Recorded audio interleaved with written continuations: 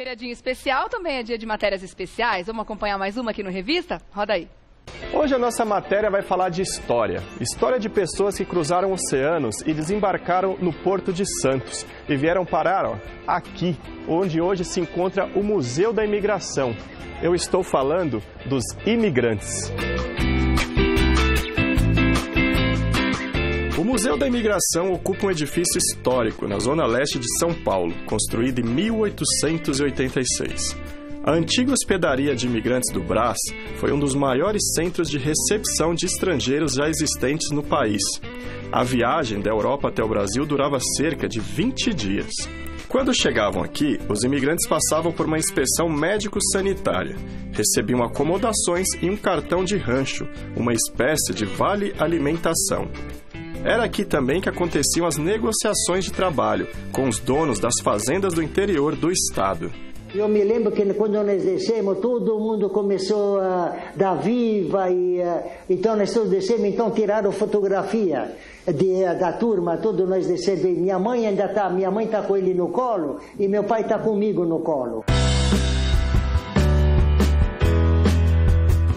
Aqui é uma réplica da mesa de alimentação. Fala um pouquinho dessa área aqui pra gente. Sim, aqui a gente está numa das salas da exposição, que é a sala, talvez a protagonista de toda a nossa exposição aqui de longa duração. Essa cenografia que a gente está aqui é uma cenografia do refeitório da hospedaria, em que mais ou menos 900 pessoas comiam juntas. Como é que era esse choque cultural e até da alimentação numa pessoa que chegava aqui de outro país, não falava a língua? Aqui no museu a gente tem um banco de registros de história oral. E uma das coisas que mais chama atenção é justamente esse choque cultural com relação à alimentação.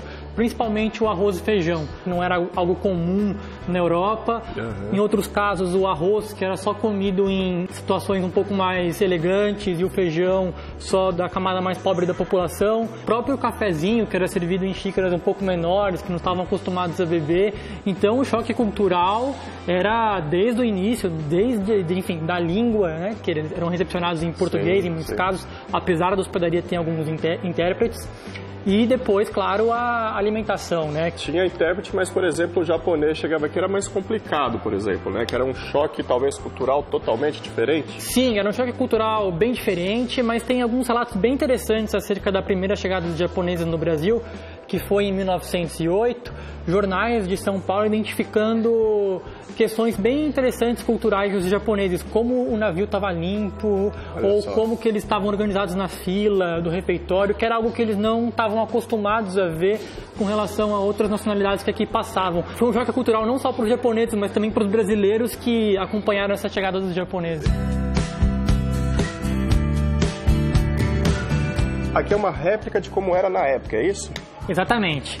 E esse cenário que nós estamos era o dormitório feminino e infantil, e as pessoas dormiam geralmente em beliches que tinham essa disposição, né? De duas em duas, coladinhas uma na outra. O imigrante que chegava no Brasil, vindo de diversas partes do mundo, o emprego que ele tinha aqui era só lavoura ou ele diversificava, assim, tinha outras áreas? Sim, ele poderia ir para muitas áreas, né? Aqui em São Paulo, principalmente, que estava crescendo exponencialmente desde o final do século XIX, mas, de maneira geral, os imigrantes que passavam pela hospedaria de imigrantes iam quase todos para a lavoura cafeeira. Então, a mamãe contou que quando tudo chegou em Porto de Santos, aquele pessoal até esqueceram de pegar os filhos no navio, todo mundo queria descer, sabe aquela coisa de loucura? Tem alguns objetos bem curiosos, né? Todos aqui da época, é isso? Exato. O que tem de curioso aqui que você possa mostrar pra gente? Olha, nós temos aqui uma calculadora mecânica, que é esse objeto aqui. Essa calculadora em si usava pra quê na época? Para os funcionários da hospedaria que se utilizavam para verificar, para fazer contas de maneira geral, né? Verificar contas de contrato, devolução de dinheiro gasto com passagem, por exemplo. Eu te pergunto isso, porque o imigrante chegava aqui, tinha custo para ele? Ou era, por exemplo, o contratante, a pessoa que ele ia trabalhar, pagava essa hospedagem dele ou não? Não, a hospedaria sempre foi gratuita, a passagem de navio poderia existir sob duas circunstâncias, né? O que eles chamavam de imigrantes espontâneos, que eram aqueles que pagavam as próprias passagens, mas a maioria era de imigrantes subsidiados pelo governo paulista, ou seja, que tinham as passagens de navio e de trem pagas. Uma origem bem curiosa, assim, um país bem curioso, que já, se você tem relatos que já ficou aqui. Há uma história bem curiosa essa dos canadenses, porque foi um grupo aí de quase 800 imigrantes que resolveram vir para o Brasil também tentando novas oportunidades. E já no Porto, no Canadá, existiu quase que uma conclamação da população tentando desmotivar essas pessoas a embarcarem para o Brasil. Mas alguns chegaram a vir para cá, foram mais ou menos 400, se eu não me engano, e quase todos, depois que chegaram aqui, voltaram para o Canadá. Né? Não gostaram do que viram? As condições não eram as que eles imaginavam. Né? Era tão lindo. Eu nunca mais vi uma coisa mais linda do que a cidade de Santos na minha frente.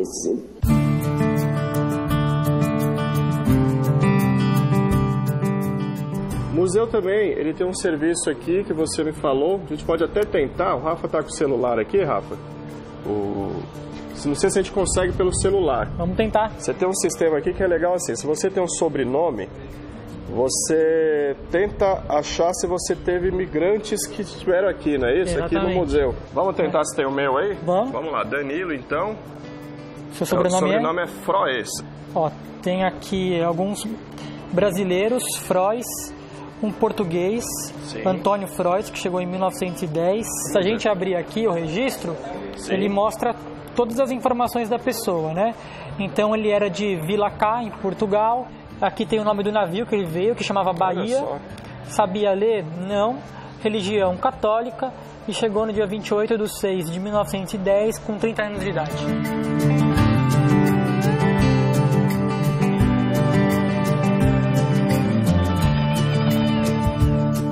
Obrigado, então. Hoje tivemos, então, uma aula de história. Vale a pena visitar o Museu da Imigração do Estado de São Paulo, correto? Correto.